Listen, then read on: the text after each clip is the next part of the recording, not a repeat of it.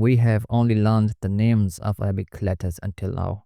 Please remember that the sound an Arabic letter produces with the help of vowels is one thing and the name of the letter is another. All letters in the Arabic alphabet are consonants. A, U, and E sounds in Arabic are produced with the help of diacritic marks. In Arabic, they are called harakat, which means movements. So these symbols give movements to consonants that are just sitting there. The A sound is produced by this symbol. It is called Fatḥah. Fatḥah is placed above the consonant. If we place Fatḥah on the letter Jim, the sound will be Ja. The E sound is generated by Kasrah. Kasrah is placed below the letter. If we place Kasrah below the letter Jim, the sound becomes Ji. Ḍammah gives the U sound to a letter. It is written above the letter. A Ḍammah above the letter Jim provides the sound Ju. Fatḥah, Ḍammah, and Kasrah are called short vowels.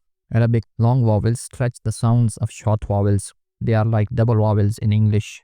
If we place alif after the letter with Fatḥah, the A sound becomes double that of the short vowel. This is Ba and this is Ba. Ta, Ta, Ja, Ja. Baka, Ba Fatḥah Ba, Qaf Fatḥah Qa, Baka. And if we add alif after the letter Ba and Qa to lengthen them, Ba, Qa.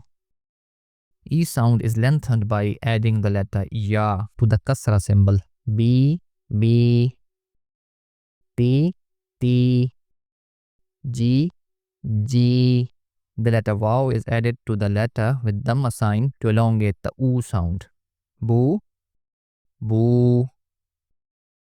Tu, Tu. Ju, Ju. Now we go through all Arabic letters with Fatḥah, Kasrah, and Ḍammah. A, I, U, Ba, Bi, Bu, Ta, Ti, Tu, Sa, Si, Su, Ja, Ji, Ju, Ha, Hi, Hu, Kha, Khi, Hu, Da, Di, Du, Da, Vi, Zu, Ra, Ri, Ru, Za, Zi, Zu, Sa, Si, Su, Sha, Shi, Shu, Sa, Si, Su, Da, Dwi, Du,